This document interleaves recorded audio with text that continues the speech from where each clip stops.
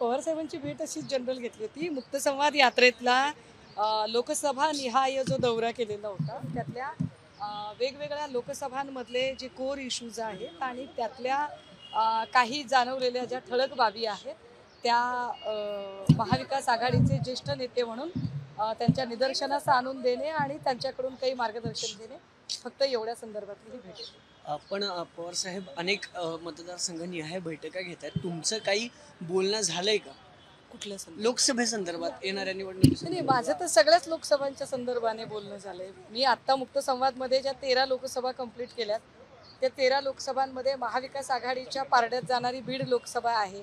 त्या बीड लोकसभेच्या संदर्भानेही बोलणं झालेलं आहे आणि त्यातल्या वेगवेगळ्या लोकसभा आणि विधानसभांमधून जे काही इश्यूज आहेत त्याच्यावरतीचे बोलणं आणि तिथे काम करत असताना काही ज्येष्ठांचं मार्गदर्शन मिळेल का, बस एवढ्या संदर्भात. महाविकास आघाडीमध्ये प्रकाश आंबेडकर येण्याची शक्यता कमी झाली. आज त्यांनी खरगेंना पत्र लिहिले आणि काँग्रेसला 7 जागांवर वंचित बहुजन आघाडी पाठिंबा दिली. पण दुसरीकडे तुमचा पक्ष असेल किंवा शरद पवार यांचा पक्ष असेल, यांच्यावर आमचा विश्वास नाही असं सुद्धा त्यांनी.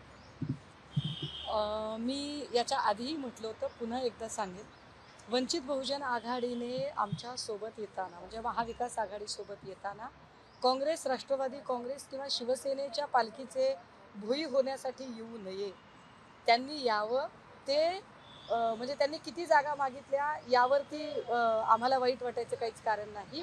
पण जर खऱ्या अर्थानं भारतीय जनता पार्टी हा जो काही मनुवादी विचार पसरवते, जाती जाती आणि धर्माधर्मांमधला द्वेष पसरवते आणि या विचारधारेच्या विरोधात कायम डॉक्टर बाबासाहेब आंबेडकरांनी दंड थोपटले होते, त्या विश्वरत्न बाबासाहेबांचा वारसा आणि विचार जर खऱ्या अर्थाने या भारतात, या महाराष्ट्रात रुजवायचा असेल तर मला असं वाटतं की त्या विचारधारेवर चालणारा कुठलाही पक्ष त्याने महाविकास आघाडीसोबत यावं. वंचित बहुजन आघाडीकडे सुद्धा आम्ही त्याच भूमिकेतनं बघतो.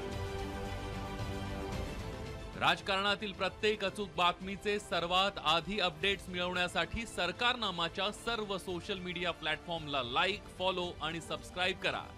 तसंच सर्व नोटिफिकेशनसाठी बेल आयकॉन प्रेस करायला विसरू नका.